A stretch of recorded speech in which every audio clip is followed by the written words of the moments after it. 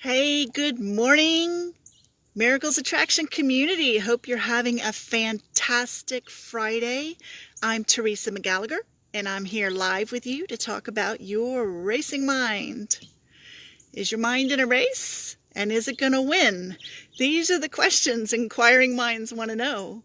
So last night I sent those of you who are on our subscriber list an email newsletter about how your thoughts create your reality, why you keep having the reality that you're having, and how your thoughts aren't even really your own thoughts, but they are thoughts that you have adopted. And I'm just going to recap a little bit in case you didn't get that newsletter and didn't read what I wrote.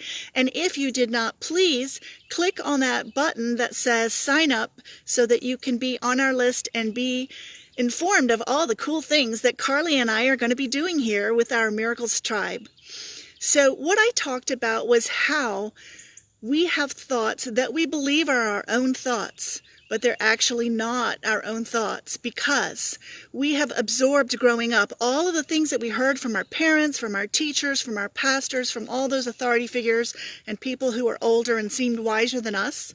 And those thoughts get trapped they get recorded actually in like a tape in your mind. And then as you get older, you keep hearing those thoughts and you adopt them and you start thinking they're your own thoughts, but they're not. And how can we tell the difference between our own thoughts and the thoughts that other people have sort of impressed upon us? So one of the things I said in the newsletter was, did you ever say something out loud and think, oh my God, I sound just like my mom? I know that happens to me often. And that is because I'm not having my own thought. I'm just repeating, rehearsing, re-recording, re-spouting something that I heard when I was young and impressionable. So A Course in Miracles, my spiritual practice, talks a lot about thinking with God and aligning our thoughts with God, aligning our thoughts with the divine energy so that we can see clearly and feel good and make the right decisions about things. And it also says that all of us have an ego. What it calls the ego is that part of your mind that tries to protect you in the world. It's the part of the mind that is composed of all these thoughts that we've heard growing up and that we have taken on and adopted as our own.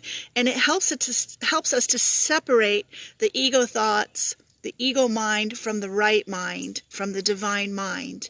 It can seem very confusing and it seems like we have all these thoughts mixed up together, happy thoughts and sad thoughts. And the reality is the only real thoughts are the happy thoughts, and all the rest is sort of scare tactics that your mind uses to try to protect you. Your amygdala goes into this fight or flight mode to keep you safe. But when you know that you're already safe, you don't need that any longer.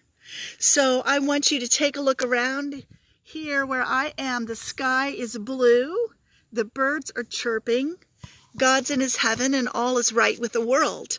And you can turn on the news and think, oh my God, the world is going to hell in a handbasket. There's COVID-19 and lockdown. There's crazy elections happening in America. There's disasters of every kind happening everywhere. But those thoughts do not serve you. Focusing on those kinds of stories does not add value to your life. It doesn't help you to feel more happy. It doesn't help you to feel more safe. In fact, what it does is it makes you feel more anxious, doesn't it? And then your mind starts racing. And racing to nowhere. You can't get anywhere like that.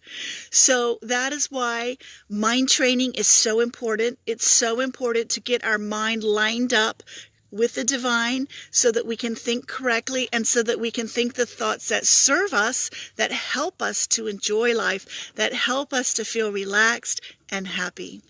And this morning, Carly and I were doing our morning ritual of reading our lesson for the day, and synchronistically, there are no accidents, but the lesson that we happened to read said that I am affected only by my thoughts.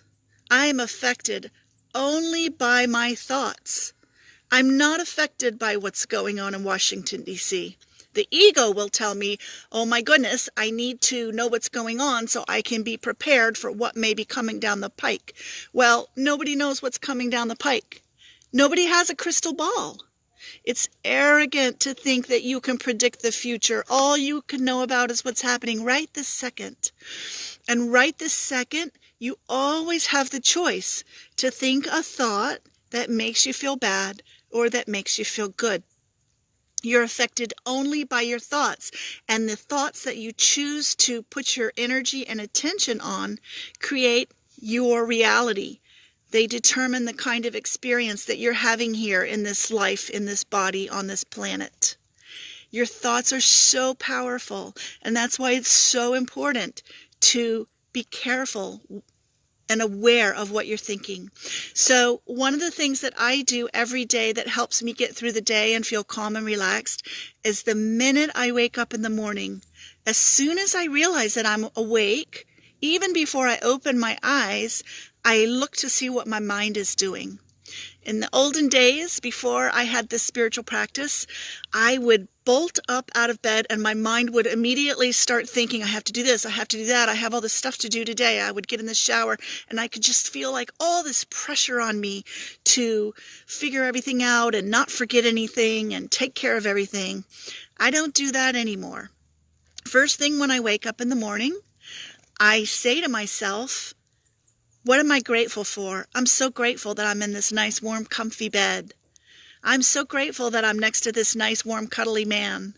I'm so grateful that I'm breathing and that I woke up today and that I get to experience another day and another way to go through life and meet people and do interesting things. And then I ask the Holy Spirit for guidance, and I do a prayer from A Course in Miracles that says, Father, or you can say Father, Mother, God, or you can say whatever you want to say. But I ask for a guidance from a higher power to tell me what to say, where to go, what to do, and how I can be truly helpful. And that is my mission each and every day. And when my focus is on that, how can I serve? How can I be helpful? And I'm open to receive guidance.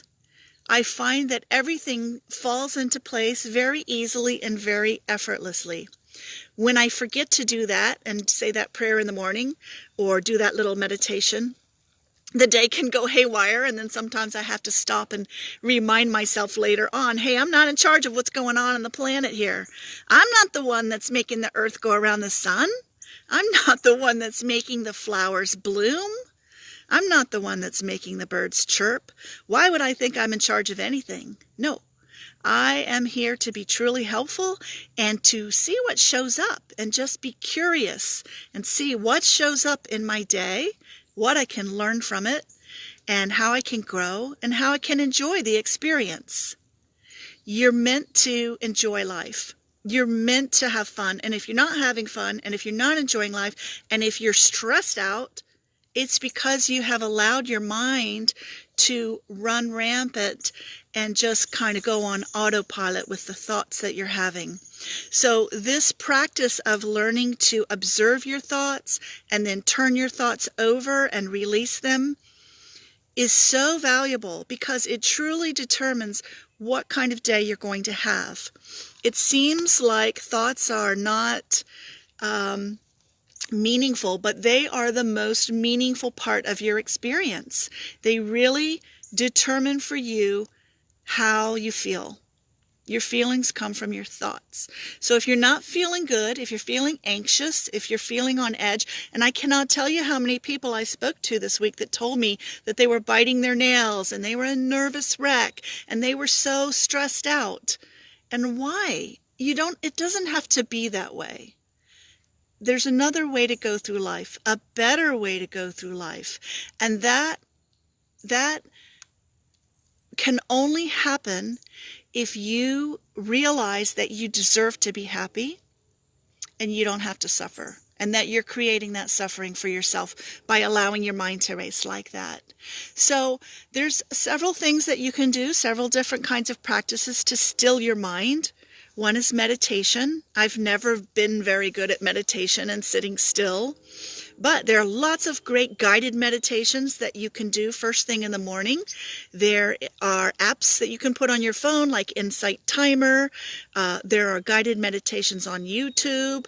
It's just a matter of creating a little space for yourself in the morning, a little willingness to start your day on a different foot, and then repeat, repeat, repeat, rinse, and repeat.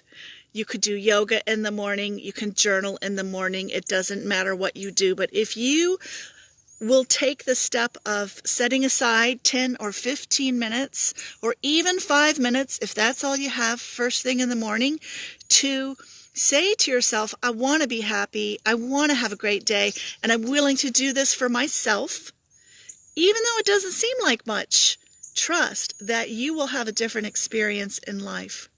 So I'm Teresa McGallagher here with the Miracles Tribe, and I hope you have a lovely, fun-filled, relaxing, and peaceful day. And feel free to drop any questions or comments that you may have for me down below.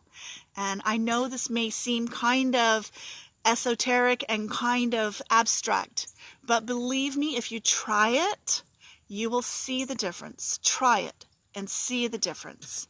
If you're sick and tired of being sick and tired, and you want something different in your life, this is the place to start. Change your thoughts and change your life. Have a wonderful weekend, everybody. I'll be thinking of you, sending you positive vibes, and see you next time.